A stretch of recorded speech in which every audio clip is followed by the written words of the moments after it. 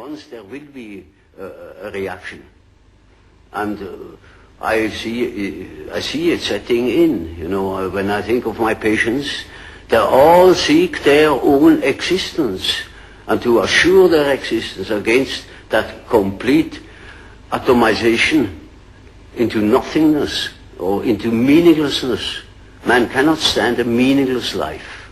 We need more understanding of human nature, because the only real danger that exists is man himself.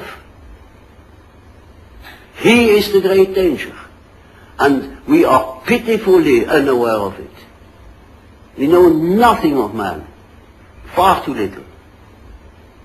His psyche should be studied, because we are the origin of all coming evil. One of the greatest lessons we can learn from what is happening in Israel is the fact that in order to defeat evil, one must not become evil. And if we are to avoid the reflection of the gaze of the abyss, we are not to stare at it for too long.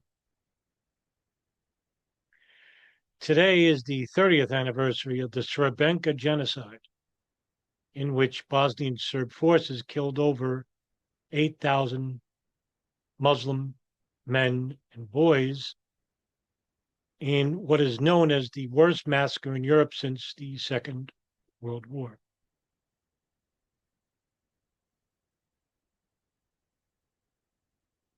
Genocide in itself is defined by the Geneva Conventions and the Genocide Convention, as well as Cornell University and Human Rights Watch and Amnesty International, as an act committed with the intent to destroy in whole or in part a national, ethnical, racial, or religious group. Genocide is indiscriminatory. These acts include killing members of a group, causing them serious bodily harm, mental harm, deliberately inflicting life, calculated acts of violence in which a person is injured or killed, bringing about physical and mental destruction, imposing measures intended to prevent births, or forcibly transferring children, or expulsion of large groups of people. Now, every state or nation around the world is obligated to prevent and punish genociders, for the mere fact that if we do not, or if we normalize acts of murder or genocide or physically, mental, bodily harm, mental or physical harm, we are staring into the abyss. And it doesn't start out right away. For example, the German people under the Weimar Republic suddenly just didn't turn a blind eye to the suffrage of Jews. At first, it was brainwashing, manipulation through media, through the papers, through radio. Now we have mass media everywhere, instantaneous internet news at our disposal. But while there's also instantaneous news, there's instantaneous disinformation, manipulation, and the greater war that nobody talks about, the invisible war, psychological operations on the individual mind. We're very sensitive when it comes to our inner persona of how we think and how we feel. And the one thing that the states who are engaging in these acts is that when they need you to become desensitized to violence. Well, here in the United States, we are the most violent country on the face of the earth, where mass shootings, which is defined as killing 3 or more people in a setting, we have mass shootings almost every single day. And of course, we have the more egregious mass shootings where 10 or more people are killed. And yet, the media doesn't blink an eye. In fact, it glorifies, it sensationalizes the stories, putting the face of the shooter, saying that he's some type of anti-hero for doing this, by proclaiming his manifesto as to the reasons why he did what he did. Well, we could transfer that psychology to nation states. Israel, for example, is the perfect example of all this, where you have members of the Israeli government trying to manipulate its own citizens to thinking that its own constituents, its own neighbors inside the country are considered terrorists and a threat to democracy. And the only way we can prevent from them committing acts of terrorism against us, we need to build a prison within the areas we find to be dangerous or where these people live. Over the decades, we normalized this here in the West, even going as far as defending this abhorrent act of racial and cultural discrimination and brutality, to the point where the police and the intelligence services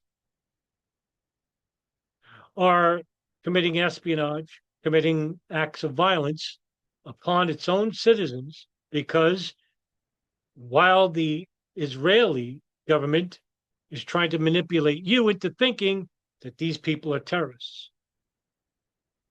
Well, if the Gazans are terrorists, the United States citizens are terrorists. The Israeli citizens are terrorists for defending and normalizing these acts of violence. Those who are defending it anyway. For you are trying to have a bigger cause, and the cause is political. Committing acts of violence to achieve a geopolitical goal. The Israeli goal is to have Israel for Jews only. It's outlined in the Greater Israel Project.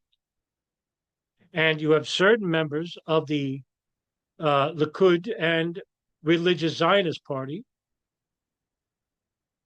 the Odet Yehud Party, who are basically coming out and saying that we need to expulse all the Arabs from the country itself to safeguard the security of its own citizens.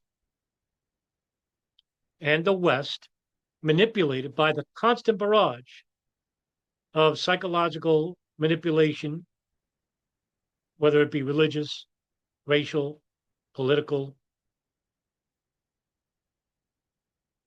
they need you to normalize this type of thinking. They need you to keep staring into the abyss. And to my concern, and I'm not moved by much, I'm starting to notice that we have a very outpouring show of support for this abhorrent behavior, with most of that percentage of people being allegedly religious. But they're anything but. So what are they? They're victims. They're victims of their own ignorance, victims of psychological brainwashing and manipulation by sociopaths, psychopaths, people who are committing acts of mass murder and genocide. So the fight is not only linear, it's also psychological or even spiritual for those who want to take it that far. And so I think this would be a worthy fight. And for you to continue your criticisms of those engaging in this abhorrent act of genocide and mass murder and manipulating those who know not much of the world, taking advantage of others to get you desensitized to violence and to what's happening under our name over abroad. For if we lose this battle, that which is happening abroad will soon happen here. And I think that's exactly what the federal government wants, to start desensitizing the American public for what's coming. And that is the debasement and the physical and mental violence upon a certain sector of American society. Because we have to safeguard our interests and we have to safeguard our security. But the question is, who are they really safeguarding? Thank you very much for watching the video. Take care, everybody. Have a good weekend.